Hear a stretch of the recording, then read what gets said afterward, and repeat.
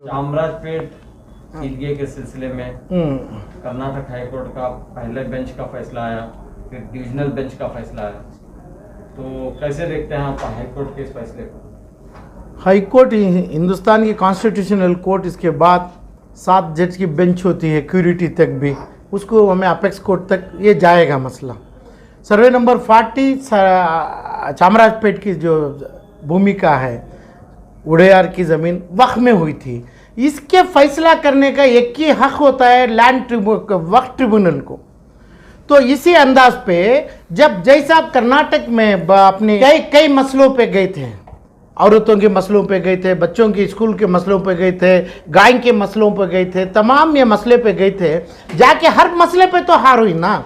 तो ये मसले में जाने की कर्नाटक का हाईकोर्ट को तकलीफ देने की ये लोगों को कोई ज़रूरत नहीं थी। हक तो हमारा है, हक में हमारा क्या है कि भाई गजट पड़ा है, सुप्रीम कोर्ट का ऑर्डर है, ऑनरेबल सुप्रीम कोर्ट का 1965 का ऑर्डर है, वो ऑर्डर रख के हमें ट्रिब्यूनल में क्यों नहीं हमारा टाइटल हमें कंफर्म नहीं किए। ये टाइटल के बाद हमें जाना चाहिए था। ये लोग तमाम कॉन्स्टिट्यूशनल कोर्ट को इतना तंग कर रहे हैं कि भाई जो फैसला नहीं चाहिए वो फैसला ले रहे हैं। इसमें गए कौन?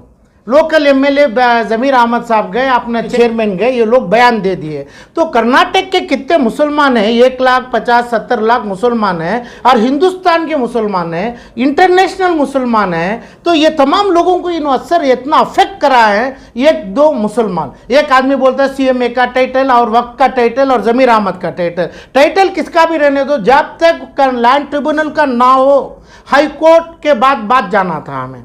हाईकोर्ट को कैसे गए? सर्वे नंबर 40 हमारा है नहीं है, रेवेन्यू डिपार्टमेंट नोटिस दी थी, अपना डॉक्यूमेंट दो, ये हॉस्टल में है, दुश्मनागी में है हमारी। तो हमें लीगल नोटिस दिया था commissioner of police, principal secretary of home और रेवेन्यू और ये वक्त के लोगों को। इसका जवाब इन्होंने देना मांगता था, दे सकते थे, इसमें लिखा था मैं क्लियर से, हमारा टाइटल मौजूद है, चाहे तो हमारा डाउट है तो वक्त ट्रिब्यूनल में कर लेंगे। वक्त ट्रिब्यूनल में डाले हैं, अच्छा वक्त ट्रिब्यूनल में स्टे नहीं देंगे, स्टे नहीं चाहिए था हमारे को।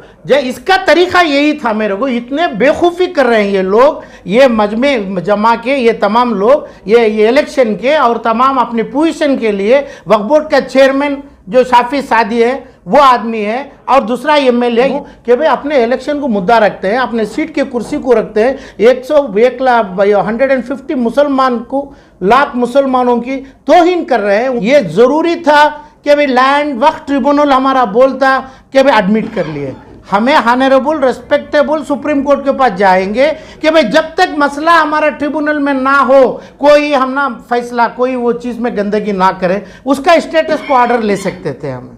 अभी गए हमें कॉन्स्टिट्यूशनल कोर्ट को हमें मिडिल कराए, तुम्हें ये है उन्हें करना है, ये चीज़ लेके जाना था।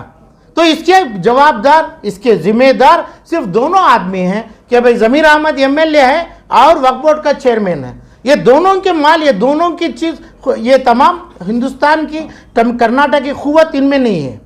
मुसलमानों का माल ट्रिब्यूनल में केस डाल के, ये केस का सिला लेके, जब तक केस ना होता है आप एक ऑर्डर दीजिए, वहाँ पे ना गणेशा बिठाएंगे, ना चाहे तो हमें नमाज पढ़ेंगे, जैसा है स्टेटस को दियो। स्टेटस को में नमाज होती थी, गणेशा की बात 50 साल से नहीं हो रही थी, तो उसमें हमें पूछ सकते थे। जितना हुआ है, जो टाइटल रेवेन्यू का है एकदम गलत है, अनलॉफुल है। जो चीज़ अभी जो ऑर्डर लिए हैं उन्होंने हम कॉन्स्टिट्यूशनल कोर्ट कॉम्प्रोमाइज़ करने देखते हैं कि भाई खून खराबा ना हो, दोनों कम्युनिटी को जमा के रखेंगे।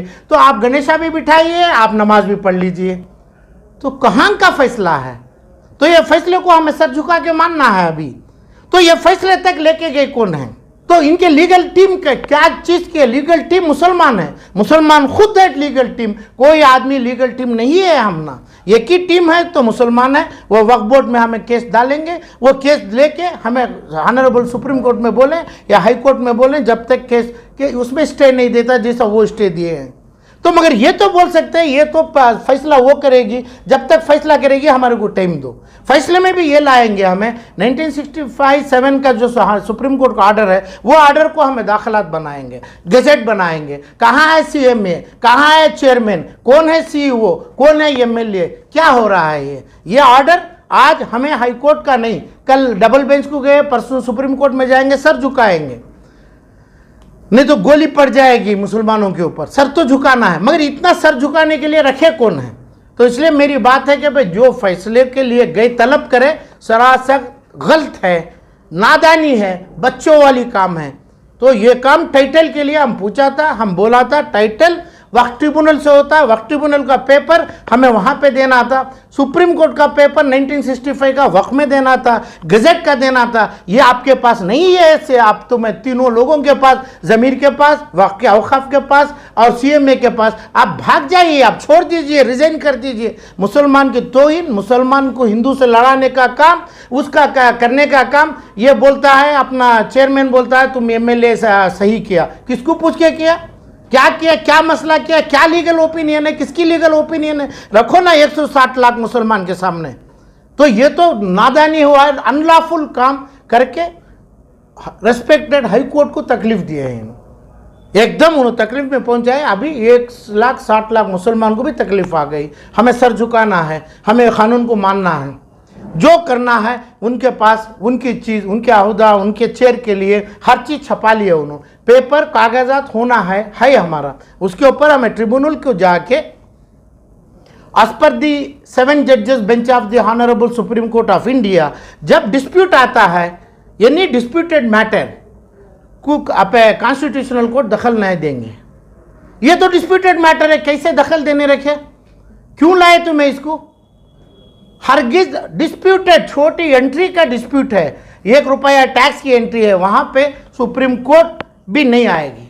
उसका अथॉरिटी जो ट्रिब्यूनल है, रेवेन्यू ऑफिसर है, जो कोर्ट है वही करेगी। उसके बाद हमें जाना, इसको कौन सलाह दिए है लोगों को? इसलिए सरासर गलत काम किए, गलत आर्डर मुसलमानों के ऊपर डाले। इनके ऊपर अभी मेरे ऊपर मुसलमानों की अल्लाह की लानत बख्शेगी ये लोगों के ऊपर। एडवोकेट जय कुमार पाटिल, इस्माइल ज़बीउल्लाह रियाज साहब, तो क्या इन केपेबल नहीं है या इनको लड़ना नहीं आ रहा है? नहीं, मेरे को ये नहीं चाहिए। तुम्हें जो भी 3 नाम बोले हैं, 165 लाख मुसलमानों में नहीं है, और जो लोग लड़ा रहे हैं उन्होंने मुसलमान की इजाज़त नहीं ली है। मैं लायर की टीम के ऊपर नहीं बोला हूँ। आप ये लोग चीज़ों के ऊपर और भी भड़काओ मत कराइए, मगर करना चाहिए। कौन भी कानून हो, 7 जज bench of honourable supreme court को देखना है हमें, क्या ऑर्डर देंगे तो देंगे कि भाई, जब पुलिस का FIR नहीं तो 7 जज बेंच कहाँ से देगी? रेवेन्यू टैक्स का रसीद नहीं तो कहाँ से देगी? ऐसा ट्रिब्यूनल का हमारे पास ऑर्डर नहीं है। ट्रिब्यूनल को ही वक्त का नाम जब आ गया, हिंदुस्तान के पूरे कोर्ट्स मर गए।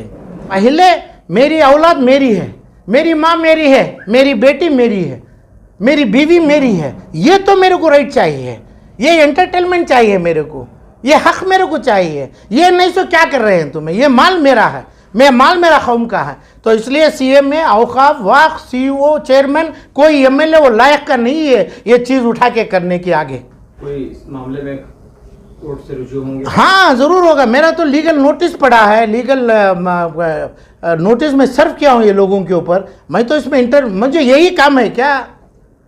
मुझे आलम पाशा का नाम है, 160 लाख मुसलमानों को रिप्रेजेंट कर रहा हूँ मैं।